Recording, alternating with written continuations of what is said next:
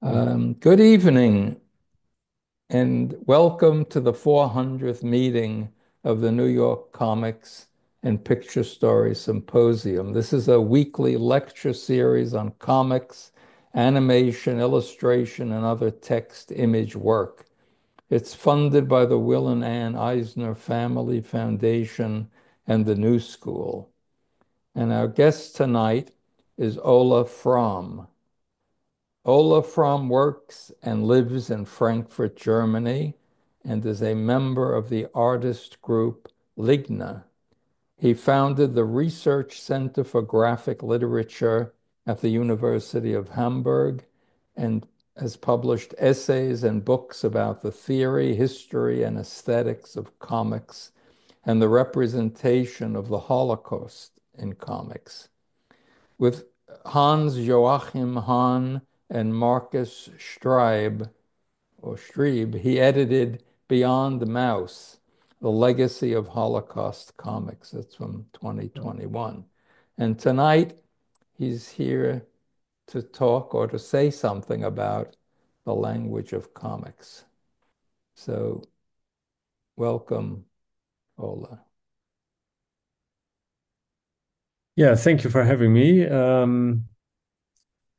I hope that it's working with the PowerPoint. I just realized that I didn't take into account that perhaps parts are not visible.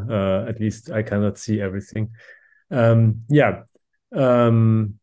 So I will talk about the language of comics, but perhaps not in a way you will expect, since most series of the language of comics often rely on assumptions like wholeness or the representation of reality, or often assuming a structure in comics that can be formalized in a way which I'm doubtful about. So that's what I want to talk about. And I will not go into specific particulars of specific series of the language of comics. There are many in the last 40, 50 years.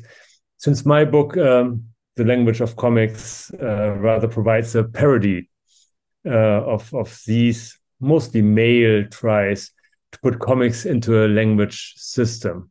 So actually, I choose the title, The Language of Comics, because there were already, I think, 5 books at that time that had the same title in different languages. I thought, okay, it's fun to use the same title and to pretend to also write really about the language of comics, but trying to show that this language is perhaps not as systematic as one would like to think, or as compared to literature. I think there are not that many books which are the language of literature called.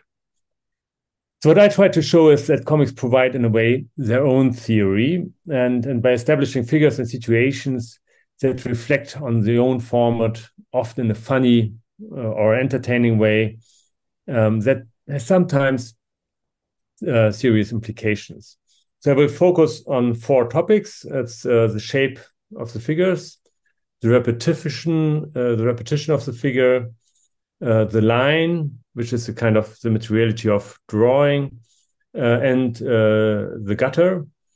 So these are the 4 aspects of the language of comics I would like to discuss, and always with one example. And the last story, with the last story, I would like to illustrate how comic theory often deals with the rather uncanny or weird genderless materiality of the science in comics. And I start with Charles Schulz, a very early page from Little Folks, which I misspelled, unfortunately, from the 18th of December 1949, where we see the predecessor of Charlie Brown. And the text, if you read it, it says, "I don't understand the sudden desire for realism," which I think is interesting because Schulz here is exposing his not very realistic style. So the figures are totally white like the page. it's a not realistic whiteness to say so. The round-headed kid is already there, which has a head like a snowman. But the interesting thing here is that for sure he in a way shows that the realism of his drawings is not that it depicts the world in a proper way, but that it can reflect on the way it's not representing the reality. So, or the realism. So it's the sudden desire for realism is that it's not really realism, but the figure is the snowman. So he shows that in the way his realism is to show the difference to what the world is, or what it pretends to represent. And I think that is quite funny. So his thesis, I would propose, is that the comic figure is to be understood as a snowman, a kind of frozen figure. Head and body are less different in this picture than the quotation marks and the bow marking the open mouth. So we have this kind of different signs, which are in a way, as signs, are all not realistic. And I think this is already his play with science and the Peanuts. You will know even supposedly better than me. He has a lot of tricks, and here it already is formulated. And I think that the Peanuts characters are snowmen in this sense. The heads are similarly round. The eyes are two black dots, like the coal eyes of the snowman. And I suppose that I'm not sure if Schulz and Schulz saw this Jingle Jangle Tales cover 3 years earlier, where Auntie Spry is also pretending to be a snowman, but there are decisive differences. And I think that Schulz, from the perspective Schulz establishes in his cartoon, that the Jingle Jangle Tale, Jingle Jangle Comics cover is not realistic. Why? Because the figure and the snowman are still two different figures. So in a way, he is criticizing this idea that you can have a difference between the figure and the snowman. From his perspective, the comic figures are snowmen, and they are not moving. They're in a way frozen. That's interesting. And perhaps you can think of that the photo is then the real good comic representation. And as you might remember, snowmen are companions of the Peanuts throughout Schulz's career. Every winter, one or two snowmen come, and in 1962, we have this nice strip after a week where Snoopy became friend with a snowman. He starts to melt, and Snoopy tries to save the snowman by pleading to the sun that the sun is not melting him. And what I find interesting here is, again, that how the snowman, so in this first panel, Snoopy in a way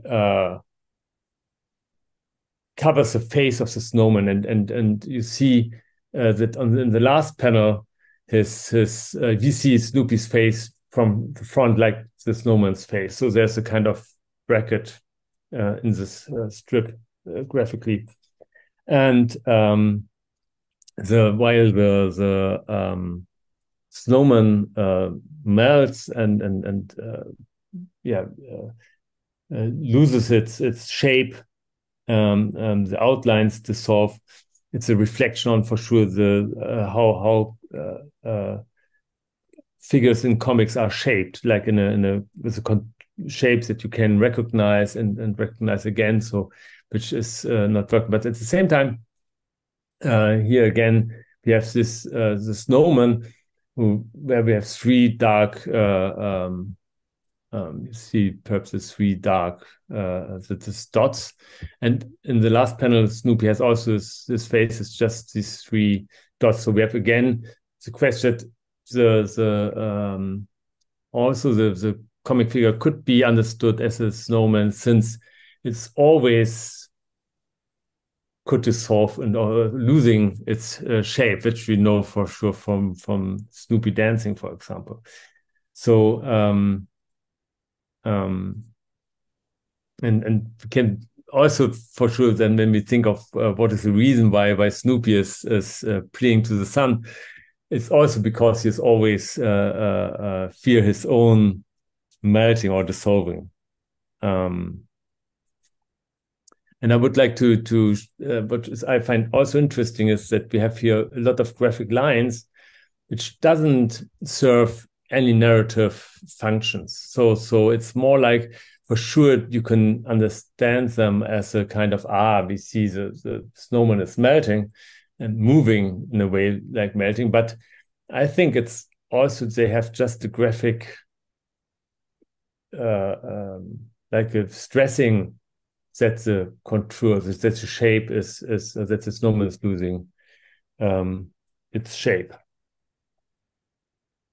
29 years later, the snowman is not threatened by the sun. And the sun is for sure always standing also for the metaphysics. That is kind of the sun making everything bright. And in a way threatening the format of the comic strip, which is volatile and has not that much space for metaphysics. And here's Lucy and Linus question or asking themselves if it's art.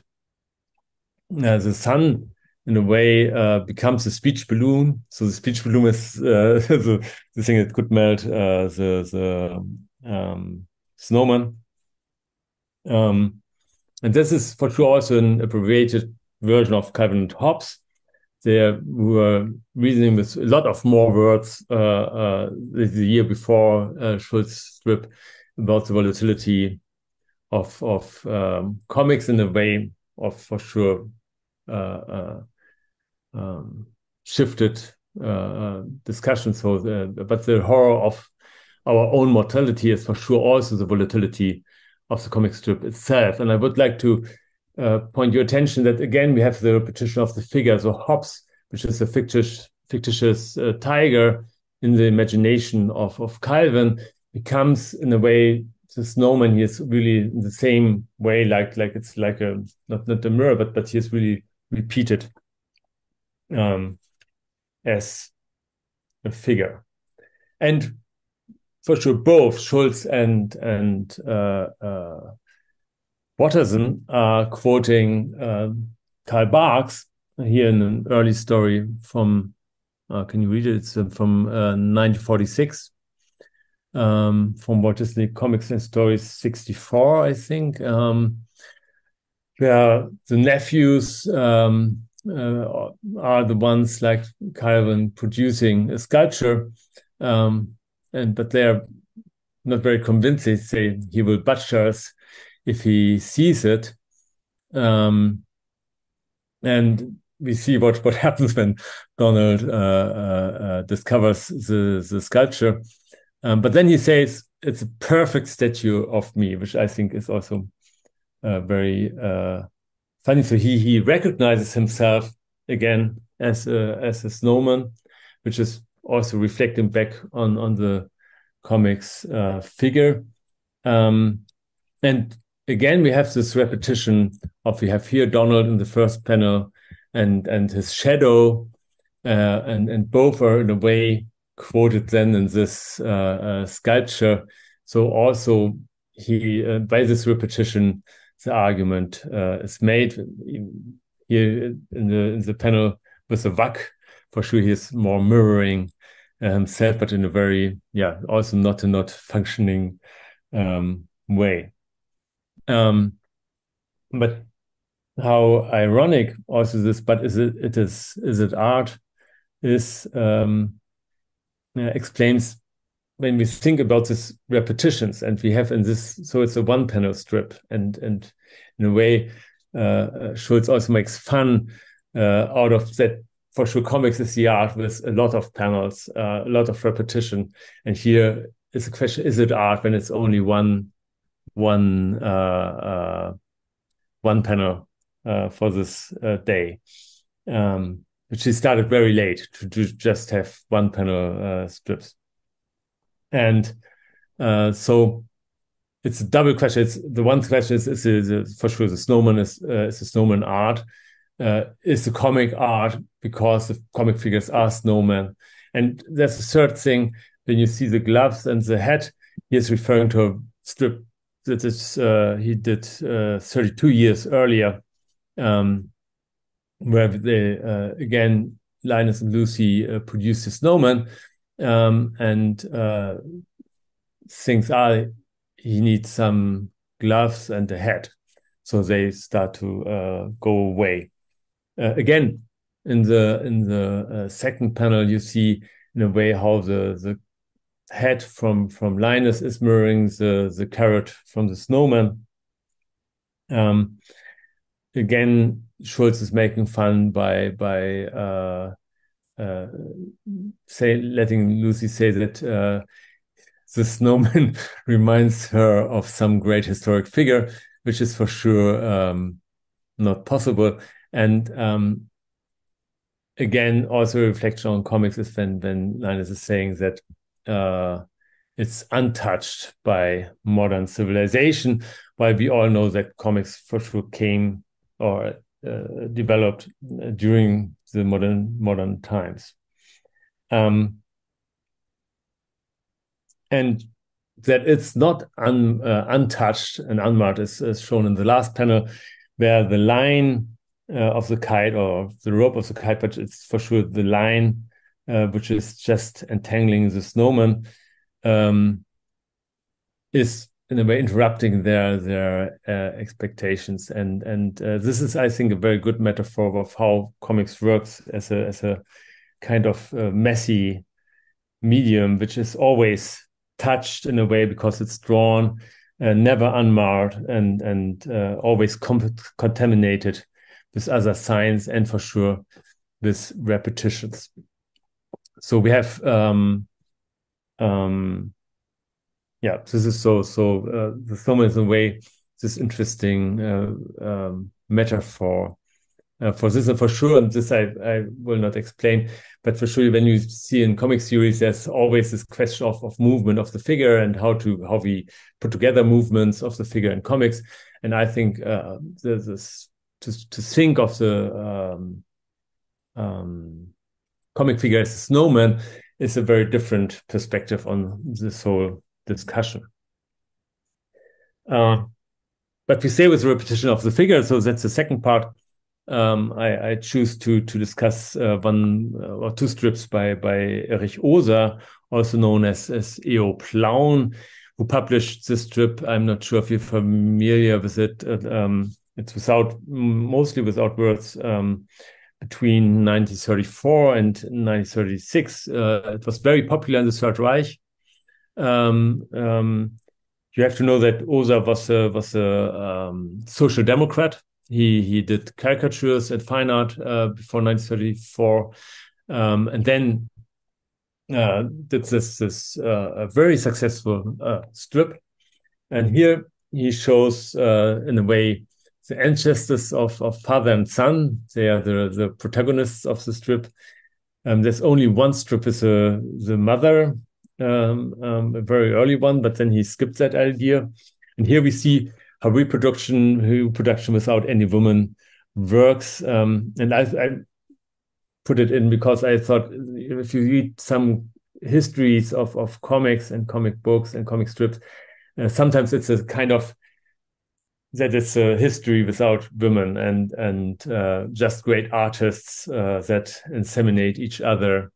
And you have this row. But here it's also for sure it's from 1936. So we have to take into account that in 1935 the Nuremberg laws were issued and the race laws which defined who is Jewish and who is not Jewish. And you had after that prove that you have an Aryan ancestors, and in a way, the strip can be read as a very distant critique of this, because for sure they don't change over the years. They are always the same. They have, in a way, they're not mixing with something. So it's like a very, very Aryan idea, or national Nazi myth idea of the identity of the of the subject, of the racial identity. But at the same time, for sure, it's also showing the necessity of reproducing or repeating the comic figure, and in a way, over the years, with little differences. So you see little differences over the years, but for sure they as a stereotype, they stay the same. And in a way, one could think that this reproducibility of the figure hints to the point that these figures are, when they are without a mother, perhaps they are also without a father, and because they can be reproduced and done once and again. And the similarity is the similarity of a multiplied drawing, and this ambivalence, I think, is interesting, and very visible also in a different in another strip, very late one, which is called The Flip Side of Fame, where father and son come to they sell ashtrays and little figures, and I think you see that they find this quite funny. But then they come to a table where they sell masks of them, which they are obviously frightened, and even more frightened or stunned even when they meet other people wearing these masks, which for sure is also hinting at that you can read comic figures also as masks. But I will not go into this today. But here it's more interesting that you have really this idea of the doppelganger, which is uncanny. But as we know in comic strips, you have always the comic figure as a doppelganger on the page. In the end, the two heroes, to say so, sitting on the bench, rather depressed. Sun is going down or moon is going up. We don't know for sure. Which is interesting in this strip is that Oza, in a way, also thematizes that he didn't like to draw the figures repeatedly. As I said, he comes from caricature, and to draw the series was kind of minor art for him. So he was saying something like, okay, the first strips, they were the wine, but now he is only pouring more water in it, which is funny because he produced in 3 years as many strips as Charles M. Schulz did in the first months of his work, which lasts 50 years. So, and if you have read the Peanuts, you know that it took him something like 3 or 4 years really to develop the strip in a proper way. But here we have this sad idea because, as you might know, Plauen complained about the National Socialists and was thrown into jail and died there. So he was kind of really, in a way, anti-Nazi, but he related with this not feeling easy with repetition and repetition of the same, which is for sure a totally different concept than the Aryan self-identity, which is cannot be repeated in a way, to make it very short. And at the same time, he is always the interesting thing with Oza is that he understood very good that this repetition has and the stereotype has a lot of possibilities. So in the last strip, he did it's like saying farewell, and and father and son, she go to the sun, or obviously it's a moon, and why they need 6 weeks, I don't know. But they become a moon and a star. So they, in a way, their stereotypes stay there in a very, very strange way, or more fantasy way. So, which is interesting, because for sure the repetition can find a lot of different shapes. So the shape can change as a snowman can melt, but has to be recognized again.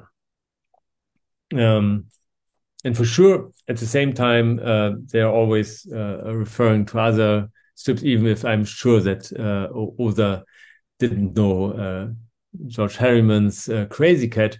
Well, I'm not really, I don't know, but I suppose, and that he's not quoting this panel, but for sure you see that there's a certain idea of here Krazy and Ignaz, with the moon in the background and some stars over them, having this peaceful constellation of comic figures, which is a kind of uncanny relation. And for sure, also George Harriman worked a lot with the making fun with the repetition of figures, and as you know, that Krazy Cat is not a very stable figure. It is not an identical figure, always changing once and again. And in this case, we have some strips who are dealing even with this repetition of the figure within a panel. And and he makes fun out of the constellation of Ignaz Mouse and Krazy Cat and Officer Pup, who for sure, he doesn't even have to mention his name at that point of 1938. But this is just a bridge to the next part, where I would like to talk about the line, as I said. This is you can read it. It's from 1918. Can you read it? I'm not. Must be there.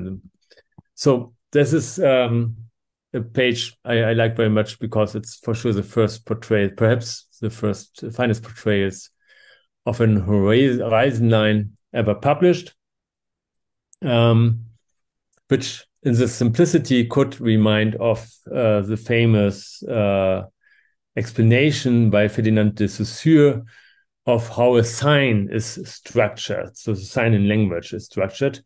We have the signified, which in Saussure's case is the image of the tree. So it's meant as a kind of mental image of all what you think of or can relate to when someone is saying tree or arbor. It's the Latin, for sure, the Latin version.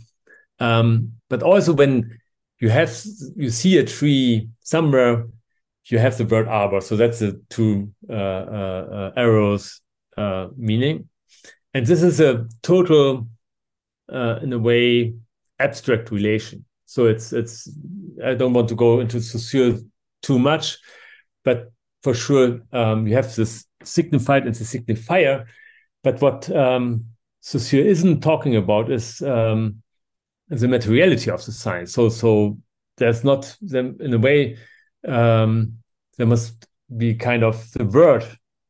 So because arbor is for sure for him only the spoken word, but more like a concept. So the signifier is not really the word arbor, but really the concept of the word. While the materiality, the concrete materiality, doesn't play a role from Saussure's perspective, for how language is working. And I would like to show that comics really develop a different perspective on that. So, or at least Harriman in a way. So we see here the horizon line is repeated, and it changes in a way from a three-dimensional representation. For sure, horizon line is important for that, to a two-dimensional. So we have top and bottom, and this and we have the line, the horizon line became even the kind of bracket to show top and bottom are divided here. And still, this could work as a kind of 3D representation. But then, when Krazy Cat is tickling Ignaz's mouse, for sure this changed, and we see that the horizon line is just a line. It's just a drawn line, and that can become everything, and can even be smashed. Or I'm not sure what the good word would be. Battered with an X. And in the last panel, it's transformed into a rope. So thus the love's captive of comics are in a way bound by the materiality of the lines within the comic. So what I would like to argue is that these lines that are not lines that signifies a signified, but place with their repeated materiality as lines. And this materiality can be understood as a signature, like the signature which is always at the end of the page of Harriman, who also put after his signature this kind of line, as if he would like to stress this, that the line is a kind of signature. And this means, in a way, each line, for sure, in the comic strip is a kind of signature. Because the materiality of this sign of the horizon or the sign of the tree matters. And matters not only as a relation between signifier and signified, but in its materiality. And the materiality plays a certain role in the comic strip. And this is my basic argument, and I will only show it with one example, but this materiality is really not, it's under-theorized, to say so, in most comic series. There's a lot of thinking about what kind of categories are there and what, but to think of what the specific materiality of the drawing and of the writing, for sure, is, and how it affects what is happening, to say so, on the comic page. This is often not taken into consideration. This is my plea or I would propose that it should be, we should think more about it. And since I don't want to go too much into all the possible comic theories, I take one of the most prominent ones, which is also, I thought it's fun because it's also with an X in this case, but not the horizon line is bettered, but nothing is bettered actually. So this is the illustration by Scott McCloud in Understanding Comics from 1994, where he explains what he calls the gutter and the principle of closure. And I think Scott McCloud is a good example for how he is ignoring the materiality of the science in comics, and at the same time works with it. So first, we should see how he explains this gutter.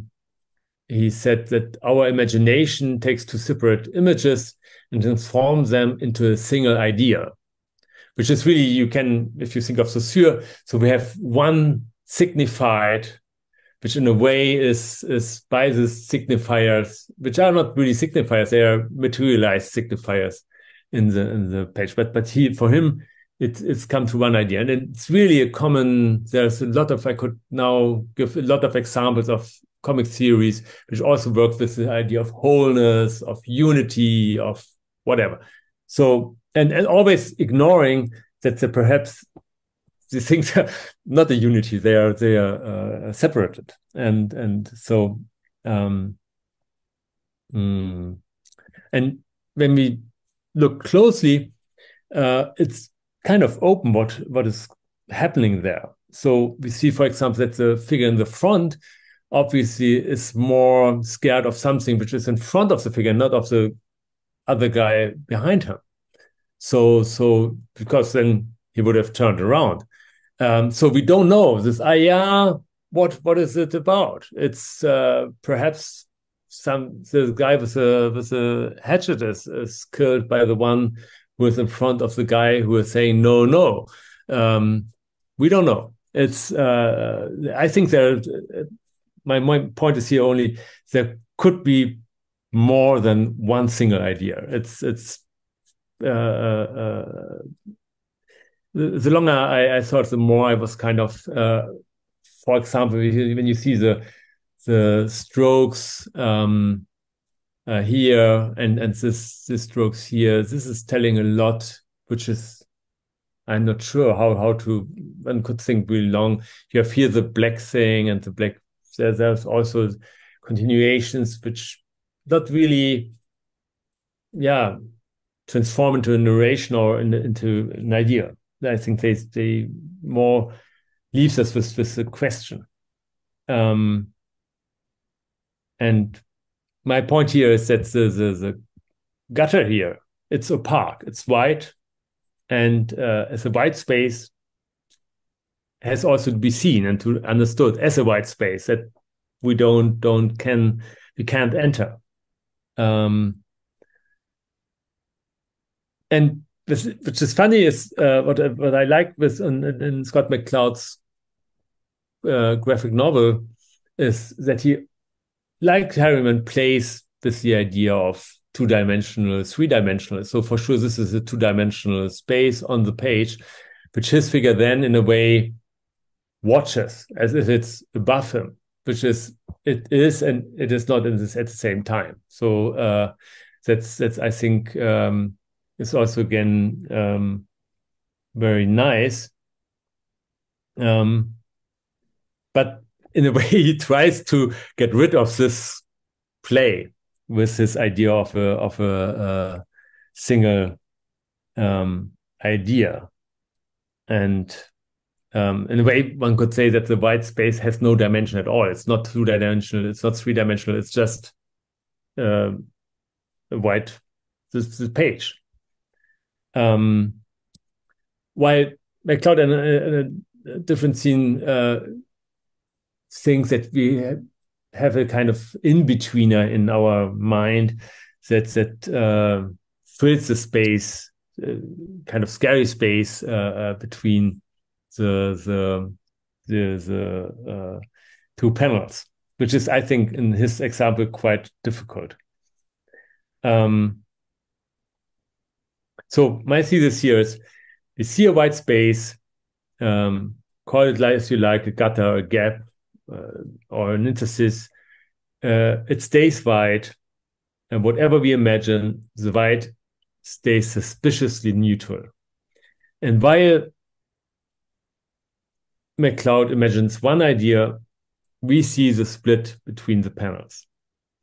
And where he sees the heart of comics, as he calls closure, I see nothing around which dispersed signs are asking for different. I see nothing but dispersed signs that are asking for different readings. And what I also find interesting here is that we have a very brutal example for sure, and I think that's not coincidence. Since McCloud quotes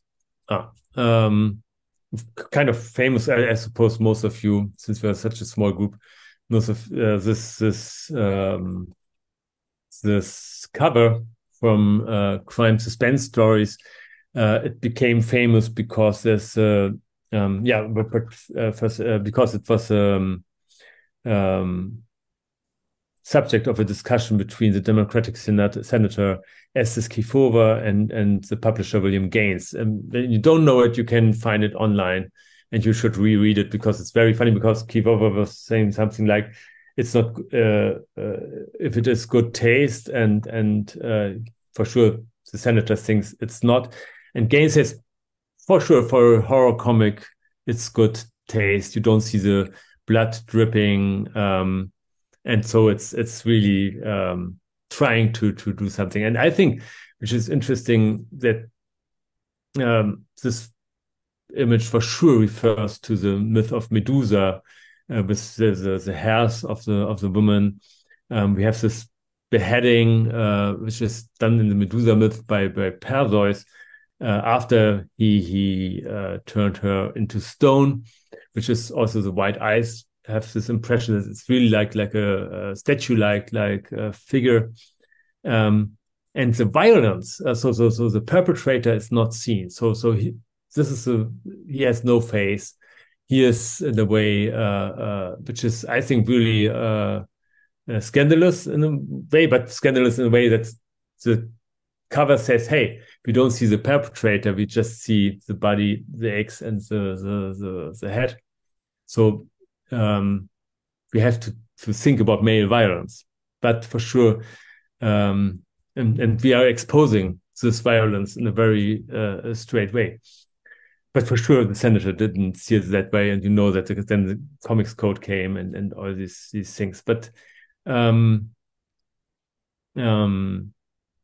I think it's still for sure with a McCloud's perspective, you could say, okay, there's something missing here or not shown. But I think at the same time, it's what is there has to be analyzed, and we can see a lot to think about, and a lot of tension, as the cover also announces. But I would like to be a little bit more like how also this the gutter works, to discuss a different cover, which is very explicit, and I think it was published in the same year, and really just before the dialogue between Kefauver and Gaines happened. Actually, it was censored, so you have only a white spot where the X was, so which is interesting because, or I think it's interesting because for sure McCloud omits whatever happens with the X and the head. But here, for sure, we have an example where it's very visible and very graphically shown. And it's illustrating this story. It's called Out of His Head. Where on the first page, we again doesn't see how the eggs kills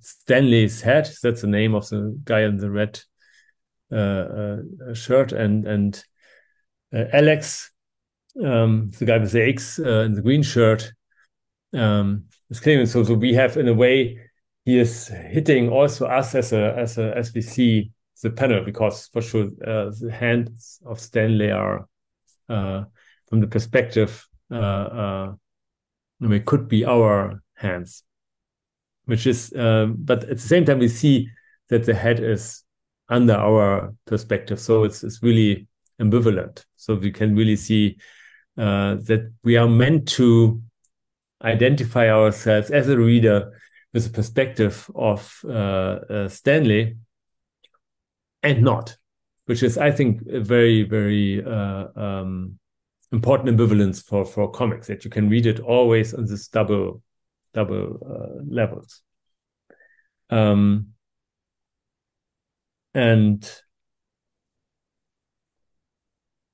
so here you can say the killing is also in the gutter, like McCloud proposes.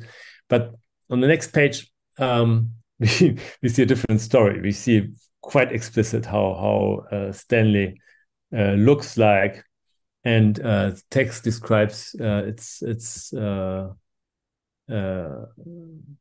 here, just staring at him with dead, glassy eyes that seems to burn with a flame of sudden understanding.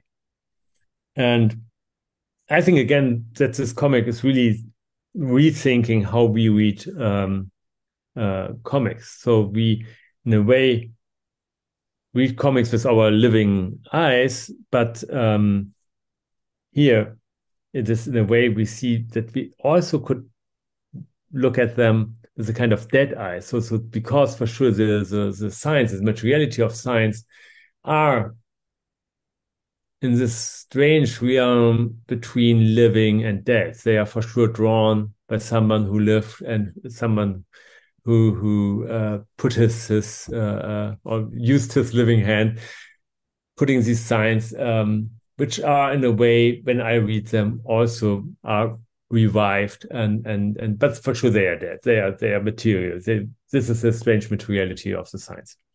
And so we can cry, fall down, and die, but they stay, even if we, as Alex is trying, if we don't look.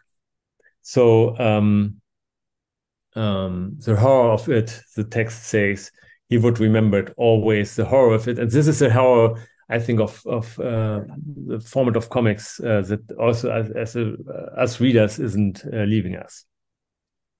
But in the story, for sure, the real horror is just starting.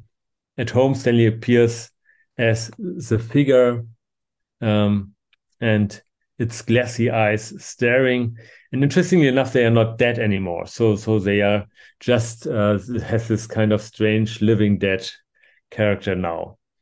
And so stressing this question of the materiality of the science.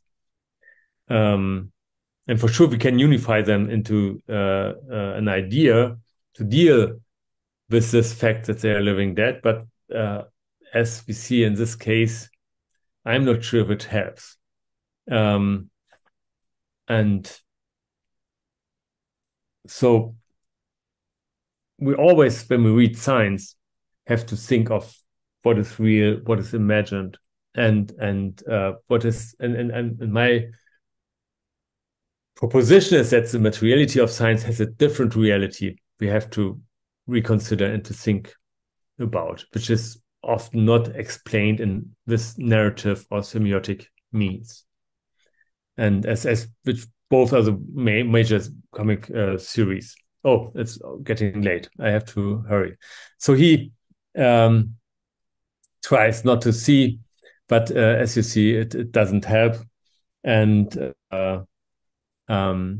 makes himself blind. But also this doesn't help because he sees the light of the doctor and jumps out of the window, which he doesn't see, just the VK who asked us if we want to buy a splattered corpse. I'm sorry, I spoke much longer than I expected. Problem. You don't have to rush it. Take your time. Yeah, it's getting late in Germany actually. Oh, for you, maybe, yeah. But anyway, yeah. So that's but just to it's nearly the last part is already coming. So which I find interesting is that cartoonists like Robert Crumb also deals here with this question of the eggs. In this case, having the idea, putting also the idea of the fear of castration into it. So the thing is,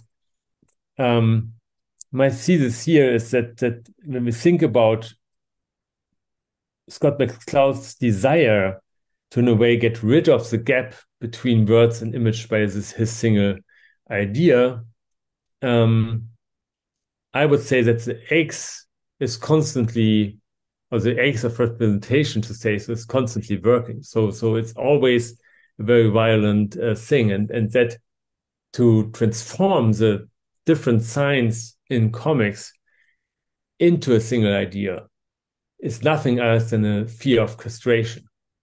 That you have, that because the signs are for sure, when they are independent and they are something else. For me, it's like being beheaded. So that's and I will come to this a little bit more now. But before that, since Crumb thematizes the fear of castration, Julie Doucet in her third dirty plotty comic book shows the joys of castration when she and this I also put in because it's another example how people are showing, not in the gutter, but very explicitly, how she kills her reader Steve, and it's he sent her a photo where he is naked and signed it with "My body belongs to you," and she asked him really, and then you see what she's done.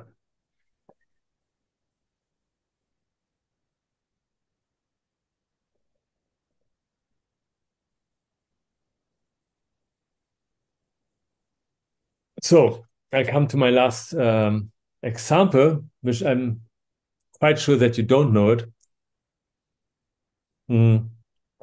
This is I came across it because I did some research on the golem figure in comics, and since here the sorcerer's golem is mentioned, I found it and first thought, okay, it's not worth being analyzed, but then I realized that it has a certain rather funny aspect because it's a kind of allegory for an allegory of the practice of comics theory. At least as I sometimes perceive it when I read books about comics. So we have this materiality of the signifier that is a kind of uncanny, immaterial, or as we will see here, monstrous rest that constitutes the comics on the one hand, but obviously has to be repressed on the other. So that's again the basic idea. So here we see now how this works, and I would like to stress, when you see the figure here in the middle, it's a kind of genderless figure. It has no gender. And this I would also say for the materiality of the signs in comics. So even if they represent the gender as a sign, in its materiality, it doesn't have a gender. Or in a way, we project a certain gender on it. And it becomes kind of retroactively sexualized. So here, we see it's a golem story. We have a sorcerer who tells the story how he created a golem of clay. So like the tradition of the golem stories is telling it, and given life by arcane symbols, which he inscribed in its brow. But as in a good golem story, it happens, the golem has its own mind. And here it's interesting that even the border, when you see the border of the panel, becomes in a way the hand of the golem grabbing the arm of the sorcerer, and the hand of the creator, to say so. And I would read it like, okay, the materiality of the signs become independent. It's and then strange thing happens, a strange ghost, you see them in the back here, they transforms the golem. This here you see the strange signs, arcane signs, into the shape of a woman. The clouds, friendly enough, disguise the nakedness, and the monstrosity becomes the female shape. And it's one of the funny things I found is there's a quote by Judith Butler that sounds as if she had read this Tales of Threat and Sorcery.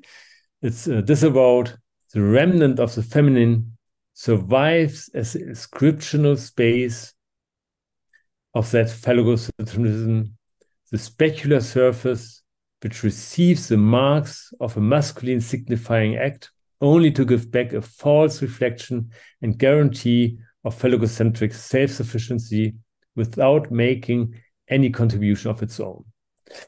I won't get into this very complex psychoanalytical theory of how male, female, and phallogocentric order is working, but I like really the idea that we have here this inscriptional space, as we have this male wizard who did this inscription, and we have this inscription that understands the feminine as an inscriptional space, and that becomes a mirroring surface which gives back a false reflection of the male act. And that's why the golem in a way transforms into the deceiving female. And deceiving because she dances here, and you see I have this panel because she's like the letter S. So we see also how letters and images are regarded here in their monstrosity. Dargar's friend Durak, we see him in the audience. He falls under her spell, and first doesn't realize her cold lips, but then only for moments, as it is said, but because then he happens to notice her true reflection in the waters of the fountain, which is very funny, because for sure we can't see that true reflection. And he says, "You deceived me, you are no woman but a monster." And the readers have to use all their imagination, or at least, as I said, I don't see in the strokes that signify the water of the fountain, the mirror image of a monstrous body. But perhaps I'm not sure if this should be it, but this is not really a mirror image, or this one. But I think this has a reason, because for sure, how could an unshaped figure take shape in something that has no shape? So that's really also, again, a reflection, kind of sophisticated one, of this question of the monstrous body.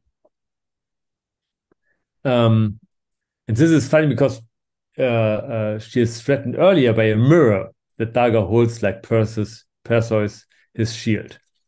And here again she has a lot of hairs. You see how the Medusa myth is quoted, but at the same time she is not a Medusa but a golem. She says just sing not of mirrors to Durak. It's earlier before he sees her reflection in the water. To cut a long story short, she kills the wizard and transforms again to the golem, a brute creature of living clay, as it is said. The figure she is supposed to be in reality, which means a senseless, intentionless materiality of science, as a circle on the forehead shows. You see that they are really not readable. They are just some dots in a circle, which could be understood also as a metaphor for the panel frame and science within it.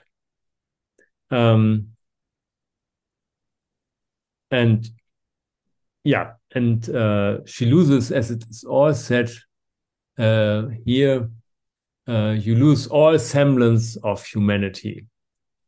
And this, again, is when we see the signs in their strange materiality, they are for sure similar. We can recognize the human figure, but as a sign, when you look closely, it's not too similar. It's also unsimilar and has a different materiality, which is monstrous. The golem destroys the fountain, the treacherous mirror, and tries to smash Dargar with it, but then he carries him very carefully, or it carries him, the masculine hero, very carefully to the sea, and he wakes up just in time,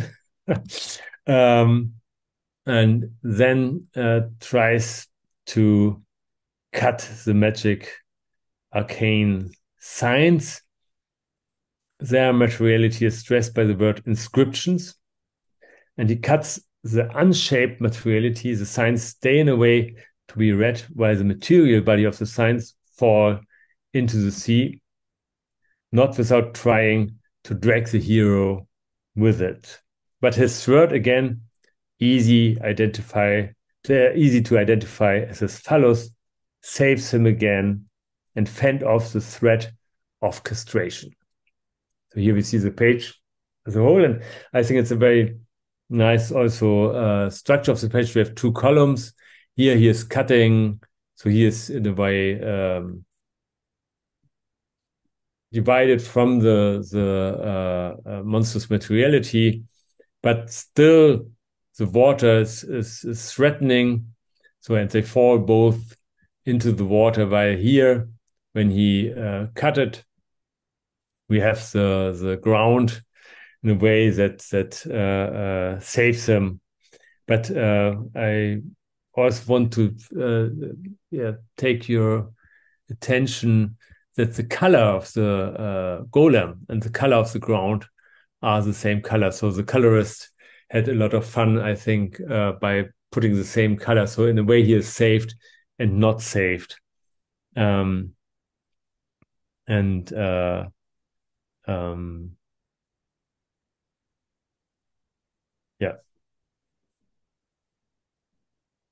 So in a way, we can think the golem is dead, but it lives in the materiality, in the structure of the page. It lives. So we can read the whole page in a way as a golem.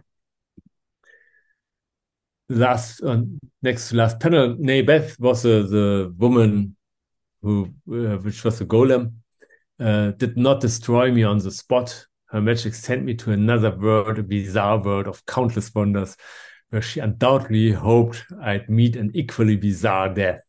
But her spell didn't outlast her life. You see the horse has again the same color. And the thread Druak is talking about is totally imagined. Nothing in the story hints to what the intentions of Beth may have been. But the only thing is she just orders the destruction of all mirrors, which is interesting when you think about this also, what kind of aesthetic is meant here, what is representation, what is the idea of mirroring reality in comics and so on. But I will not go into this, but it's nice. So that's the only thing she is doing, and that's in a way also interesting, because for sure destroying mirrors is also this bizarre world of countless wonders, which in a way is always think of as a mirror world. But my impression is that comic series once and again tend also to imagine this threat, that they have to repress the monstrosity of the comics form. They do not read the signatures of the golem in its many, and as I hope I showed, contradictory shapes, but transcends these shapes to, again, a single idea, or to a whole reality which is represented. So they cut off the messy materiality of the language of comics. But I would like to propose that the comics provide a bizarre world of countless wonders that doesn't bring equally bizarre death, but the obligation to read how they locate the violence, how they locate sexism, racism, anti-Semitism, class struggles, class structures, mirroring them in a monstrous, rather distorted way. But we could read them if they understand their desire for realism. And I think that's important. Schultz's desire for realism could also be seen here. It's an uncanny realism for sure. The uncanny realism of a snowman who moves or he becomes alive. The uncanny doppelganger, or the uncanniness of horizon lines that change from one panel to the other, and for sure the uncanniness of the living dead. Thank you. Thank you. If anyone has any questions, you can drop your name in the chat or just unmute yourself and you can ask them.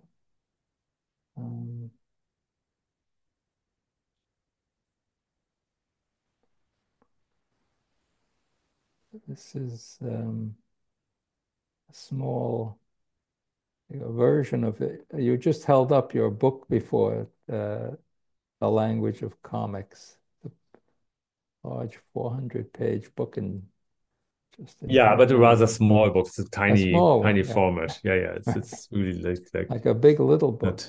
Yeah. That's the basic idea. Actually, it's a series which was that tiny, but it's like the big little books, which I liked very much. So, and you see, there's also this the stories there. Yeah, there's a question from Jeffrey Lewis. Would you like to ask that? Sure. I'd be happy to. Hi, Ola. I'd like to ask you if it doesn't change the subject. I'm a real big fan of your redrawing the stories from the past series. Oh, great. I'm a general fan of the Baltic Comics magazine, but I think the two special issues, and I don't know of any other thing that they've had a second volume of in their interesting series. Yeah. But I would like to just know a little bit about how that project came to be, how you organize that. Will there be any more of it? I mean, what you presented tonight, I mean, the language of comics, every single one of those comics in that series, I have them here, the original, and then Pink Donkey, which is my particular favorite. Every one of even smaller than my book.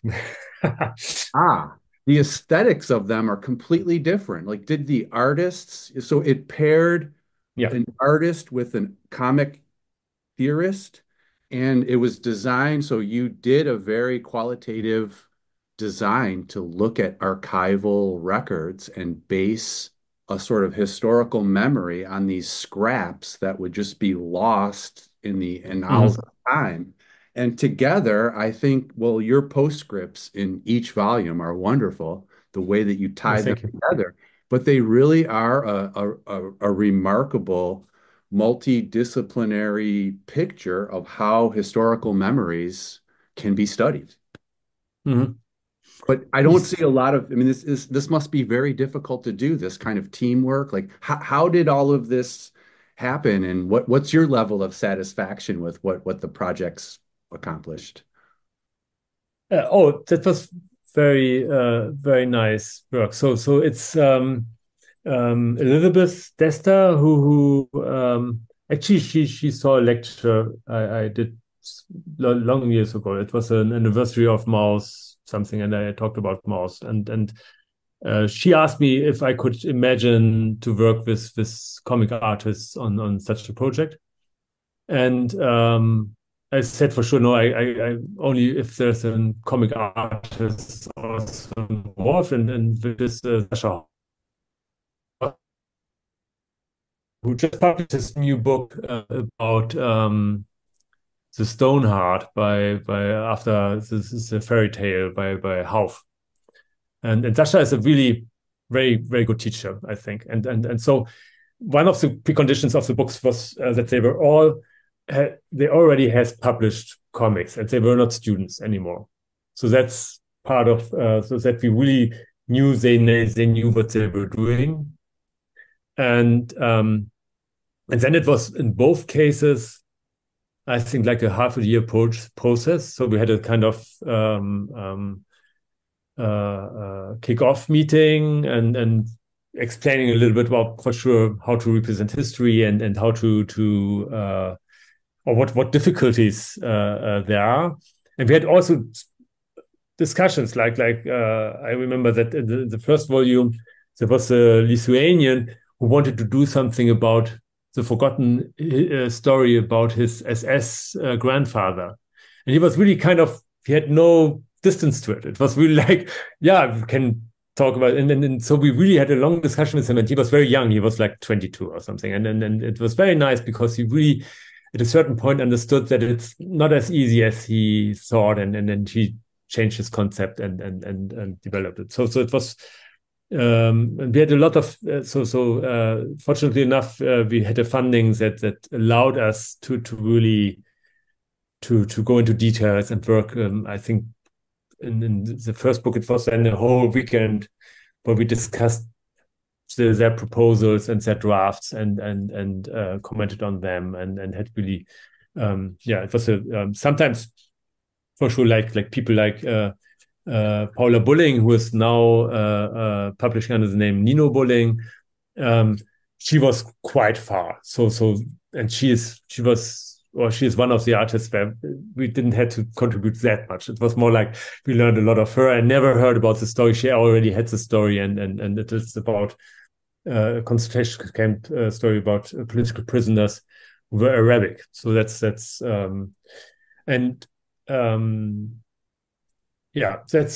was mainly the starting point, and Elisabeth also chose the artists. So we had and the basic idea was not only to have German artists, but artists from several countries. So there had to be a Lithuanian artist because Kush is published in Lithuania. Or is it Latvia? No, it's Lithuania. Sorry, I always mix this up. I think it's it's Latvia. But I think so is it Lena Itagaki who was the Lithuanian? It's Latvia. Yeah, that's okay. But Kush is in Latvia. Sorry for I always no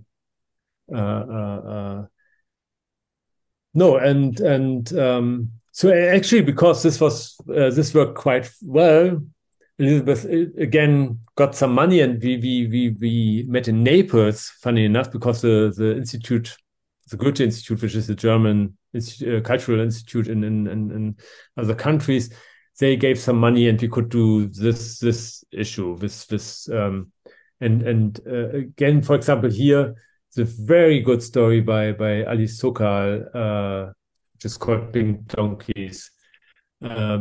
The material was already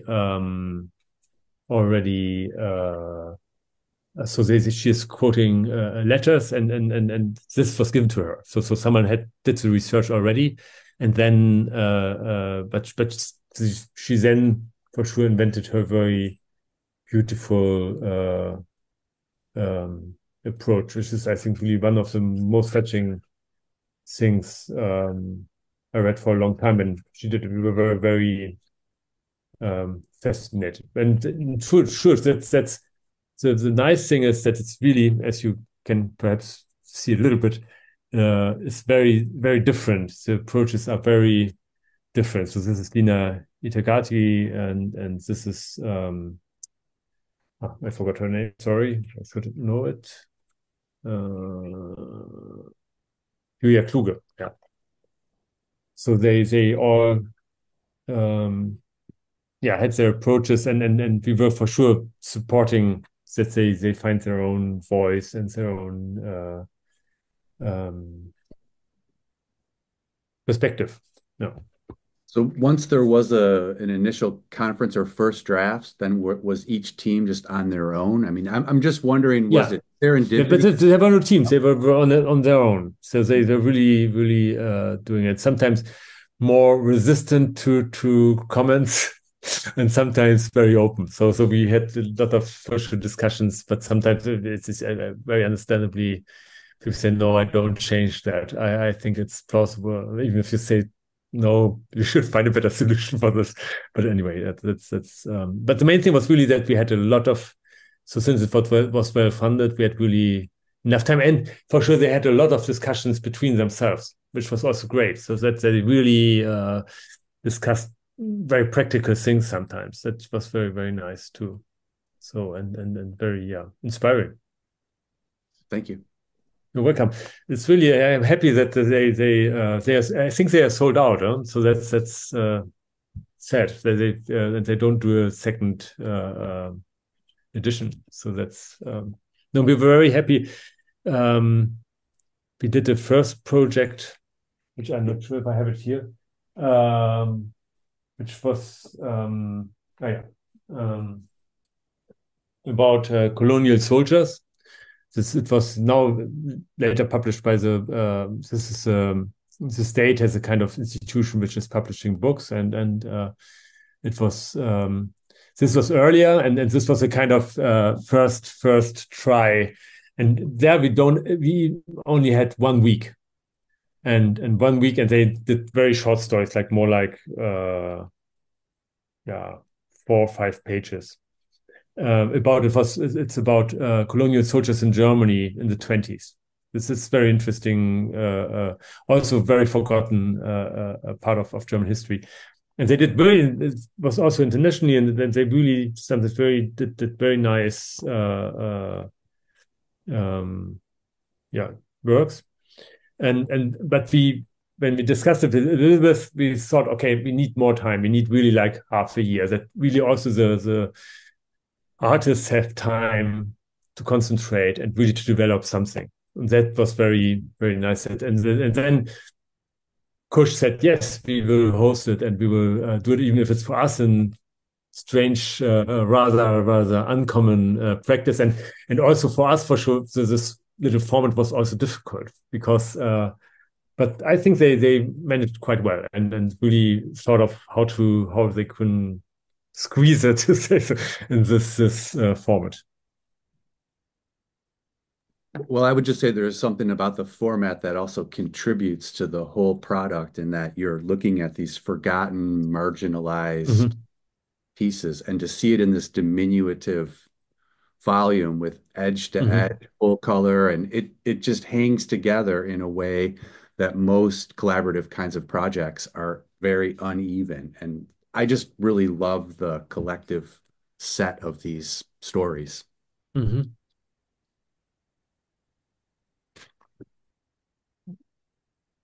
Anybody else? What's happening at the Research Center for Graphic Literature?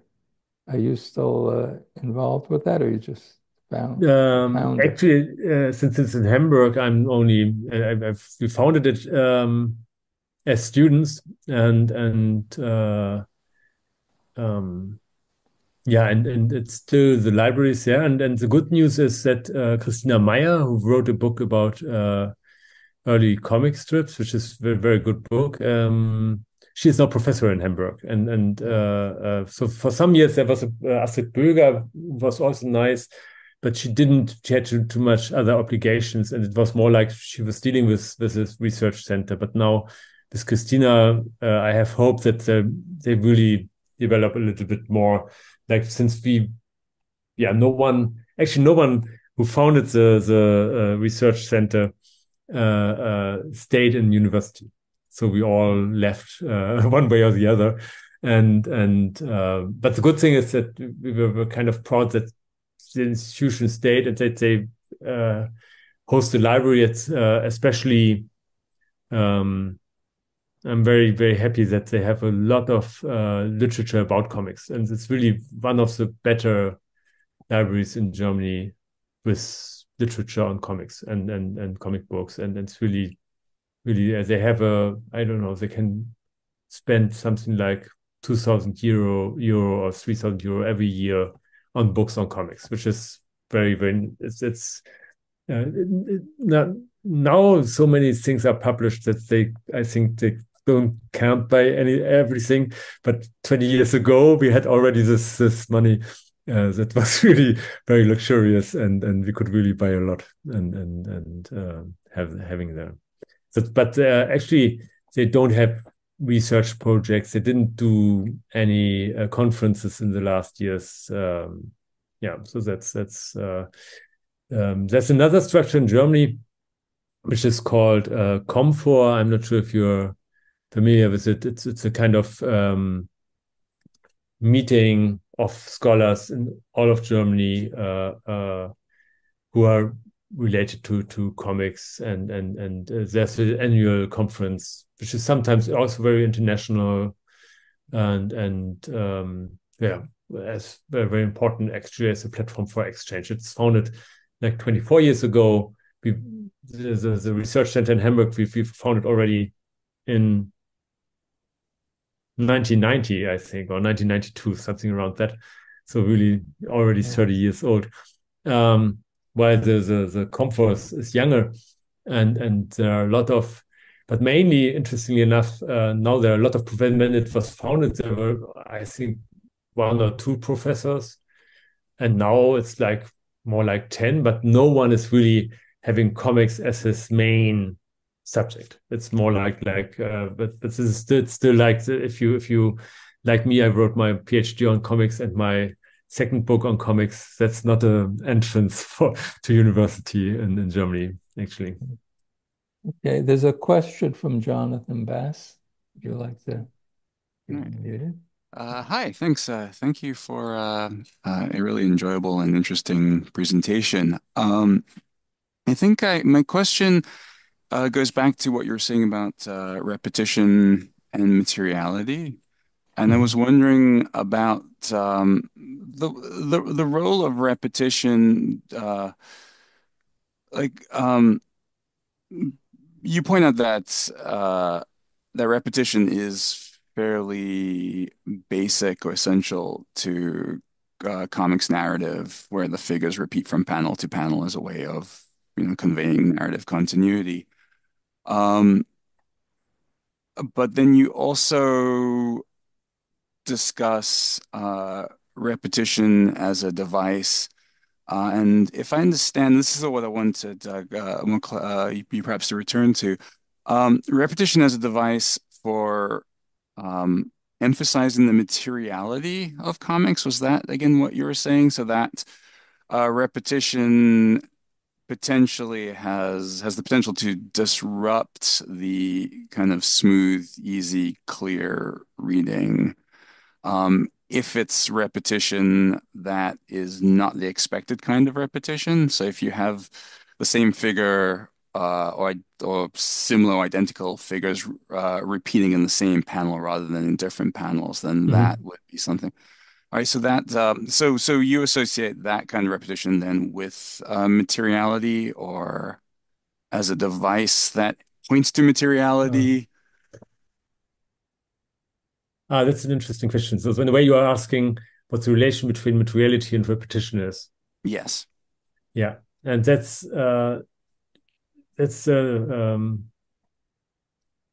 interesting for several reasons. But so to understand, or in theory of science, for sure, you can only understand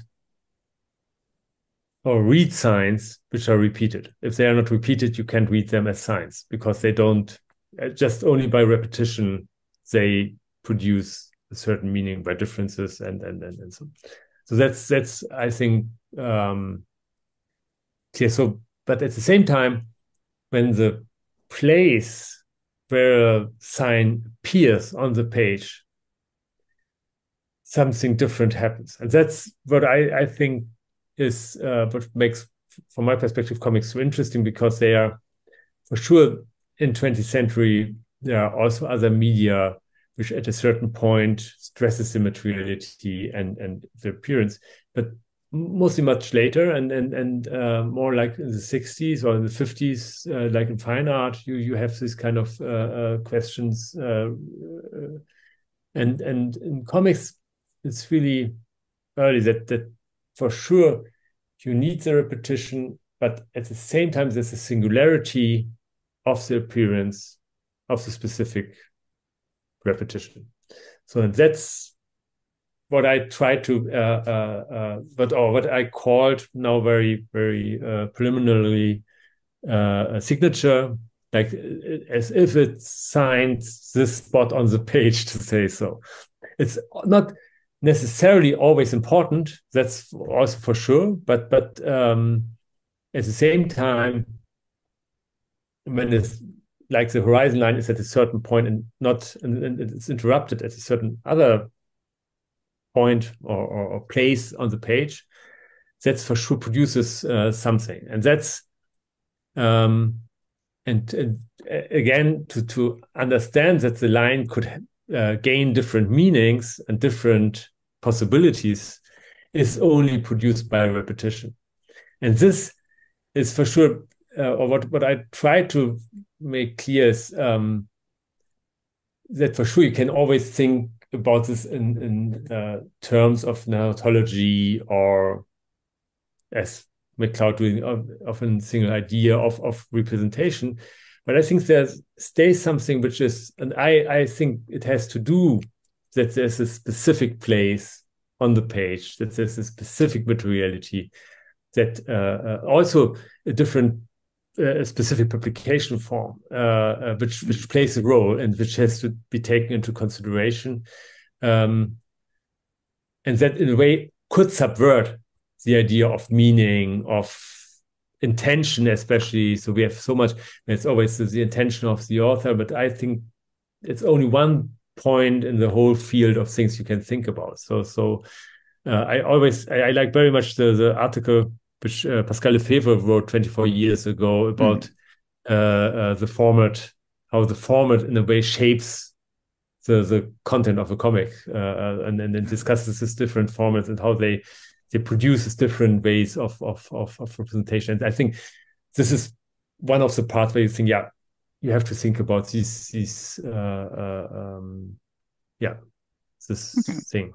And that connects kind of nicely to what Jeffrey was saying a few minutes ago about the Kush, the formats where and both its size, but then also the way that the size almost necessitates that the printing bleeds off the page, and which both assists the story, but then also emphasizes the materiality of the experience. Yeah.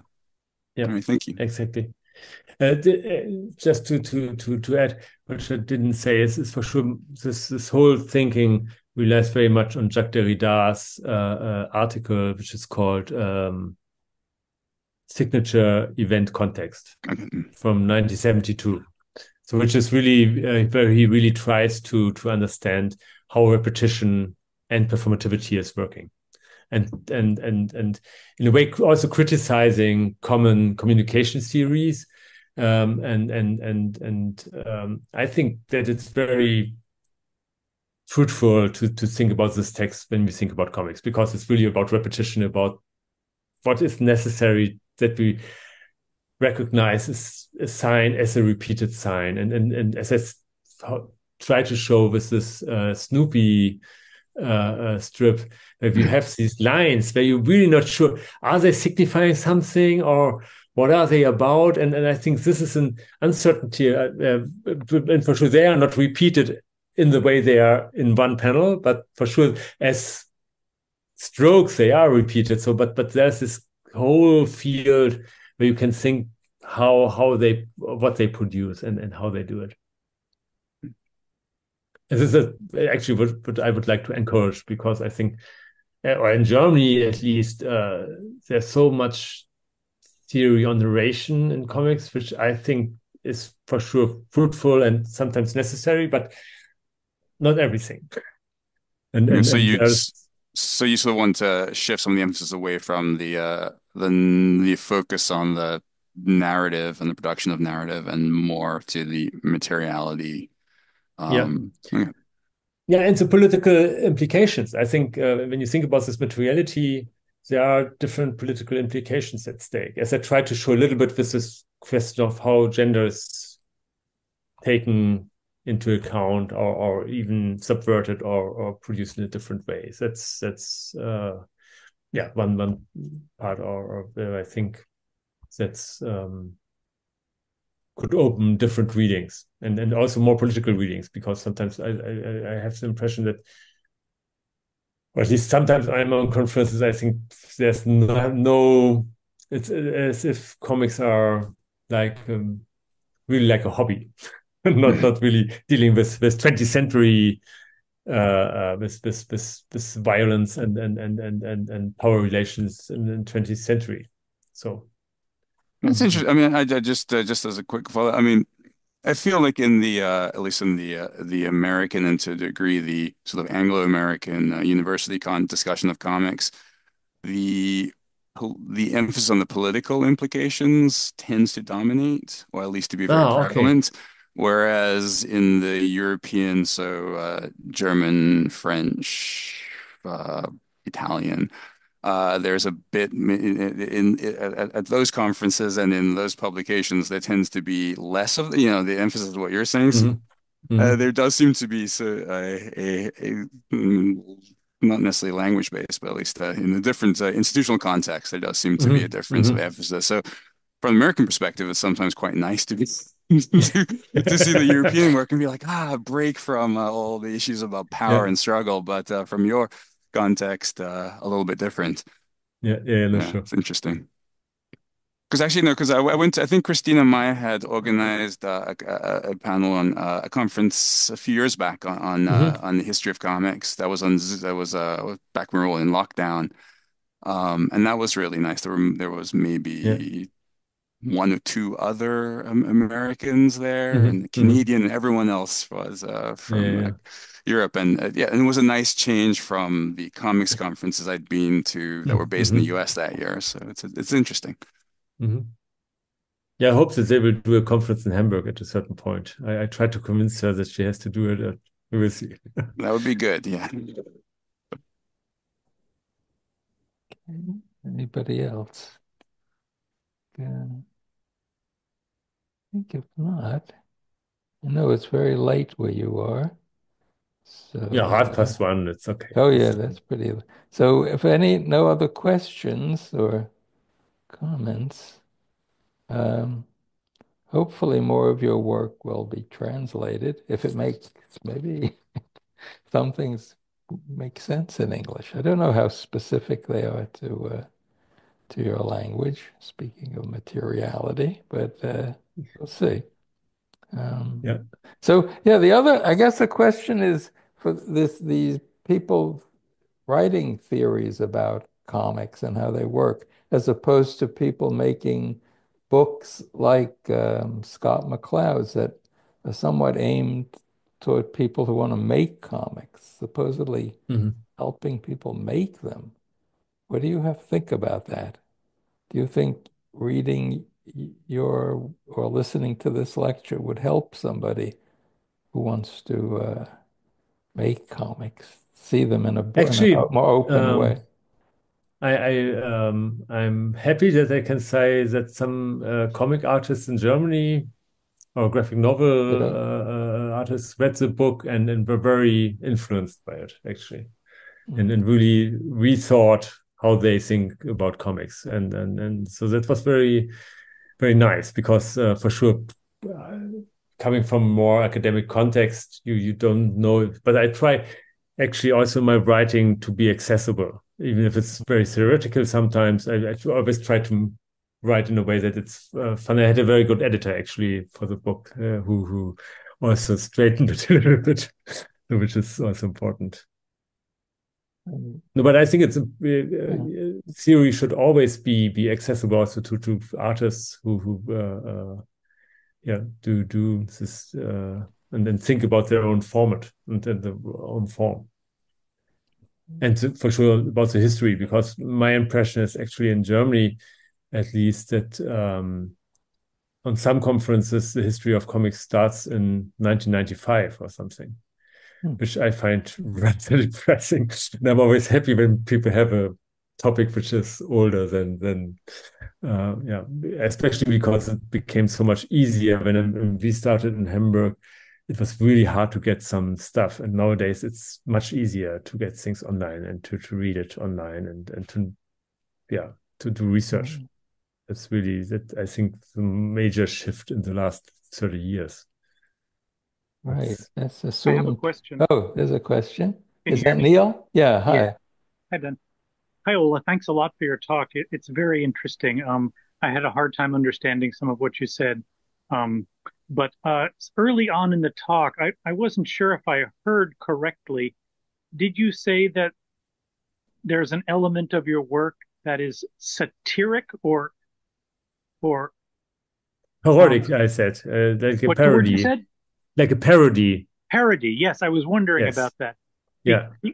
Because I mean, I think I grasp the basic concept of what you're talking about, and it is intriguing, but it's also it seems to me somewhat of a I don't know what to say. I don't want to overstate myself, but it seems kind of like a very peculiar and thin tissue of a theory to I mean it's quite fascinating the samples you brought up and the things you point out, but I was wondering to what extent you see yourself as part of the very serious line of semioticians and post-structuralist thinkers, and to what extent this is a lark. Mm-hmm. Now, I think,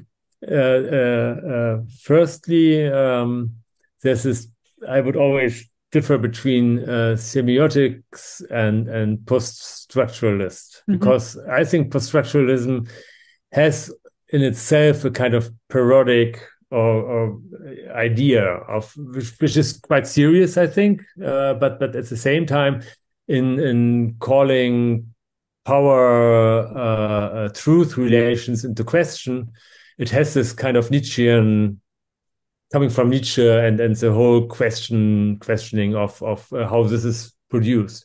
And actually this influenced my work a lot, because I think it's because it was when I studied fashionable for first, but more like especially Nietzsche really enables to rethink several concepts, especially the concept of truth and history. And so in a way, what I try is really to draw some consequences out of this serious parody that post-structuralism proposed. Excuse me, I remember many years ago when I was making an attempt to really address this kind of thinking. I remember reading in a Georges Bataille essay. I think it was The Solar Anus. He says it's obvious that everything is a parody of something else, or something to that effect. I'm interesting. I don't know that. This is yeah. But it's really more like so what that's and for sure that's not really also this could be read as a parody, but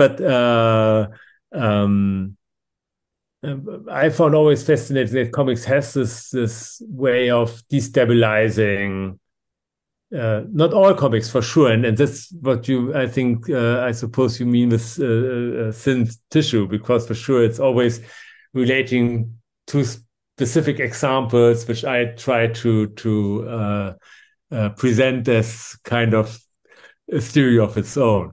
Well, you're allowed to cherry pick. There's no reason why not. No, sure, but I hope to try that I can at least make a convincing argument in a way that it's not only about this one page or one, but that in the page is something that is also true for other comics. But for sure there are also comics which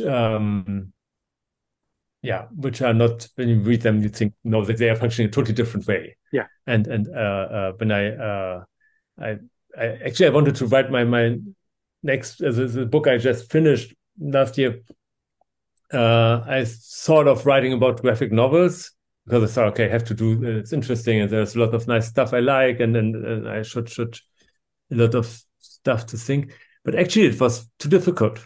It was really difficult because it's so diverse, and you really tend then to work monographies, which I think is possible, but and I was more interested in a rather general approach, and I couldn't work on. I quit that, and I'm curious how many examples you used in the book that you did publish. I've never seen it. I tried really to be as diverse as possible, but also it's more. I really try to have really mainstream examples, like Harriman also was mainstream in its time to to a certain point, but I'm not sure. I have to think. It's a lot of very different. It's for sure EC is involved. So are we Since I talking think like 100 different strips or 50 or? yeah, I have it's 75 illustrations, and I think it's at least something like 60 examples, 60 different comics, and it's really I tried really to be also as broad as possible, like really starting with this Yellow Kid and the only thing and also have some European stuff in it, not too much, unfortunately. But at least some and at least Hergé. I wrote a chapter on the shooting star. Oh yeah, wonderful. And I hope I get a chance to read the book. That's it's still in print as far as I know. And a little bit about German comics and so on. Yeah, that's also really. I can imagine trying to do a similar study of graphic novels would that's a voluminous task because you have to look at so many different. Yeah. I mean, that's a novel as opposed to a strip, which is a limited quantity. Yeah. That's really and it's so diverse also in topics and issues. So that's and in styles. So it's really. On the other hand, did you ever read Pasolini's semiotic writings? No. It's very interesting, and he reaches a point at a certain point in the early 70s where he starts a sentence and then just writes et cetera, because he's going to do something and he's done it before and he assumes his readers know what he's going to do. It's kind of funny. Yeah. Nice. Anyway, keep up the good work. Thanks for answering. Thank you for your comment. It's no, it's straight to the point. And but perhaps as a last remark, what I was at the Popular Culture Association conference like in 1998, something that's really long ago. And what depressed me in a way was that everyone was very serious, and you could imagine that they were rather talking about tragedies than about comics.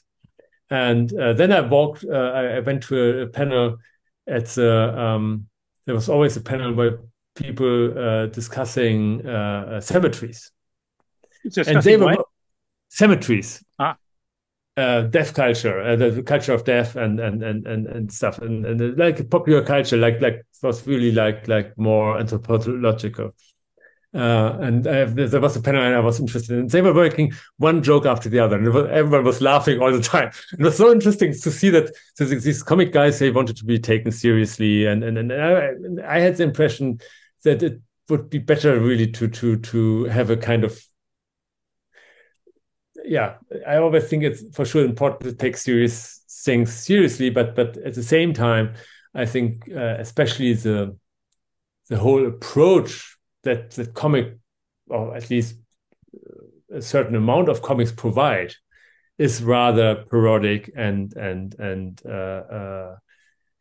a very serious way, but really also in a very funny way. So and I think that's sometimes by trying to get academically or also culturally recognized, they forgot that this is a strong power and a very good moment. Or that's the moment why I was stuck with comics so long.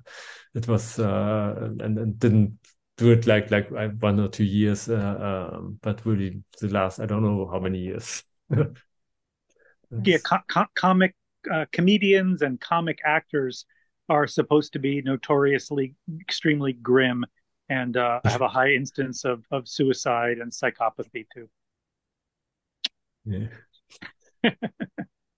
That's not true for cartoonists, so? For what? For cartoonists, it's not true. I'm not sure. Ben has to answer that. I don't know. Calculists? Cartoonists, cartoonists, sorry. Sorry? Yeah, What's like the comic word? cartoonists Comic or artists. cartoonists. Comic artists, yeah. Cartoonists. No, no, no. Yeah. No, definitely not. Well, they don't have to face a living audience. I think that might have a lot to do with it. Stand-up comedians, that's just. Except when they spend too much time on the internet and get influenced and then end up killing themselves. Oh, right. Yeah. Yeah. True. Anyway, That's another subject. thank you. That was great to open up this, just another view of even theorizing about how comics work. Right? I wouldn't say, if you say you read them, that does lead into the language metaphor. Maybe we shouldn't use that word anymore. Yeah, true. We sort of experience them in some way, more than beyond reading. I don't know. But anyway, it's all language. So thank you and have a great night, and we'll be in touch. Take care. Great. Thank you. Take care. Thanks everyone Thank for you. coming. Good night. Good night. Night.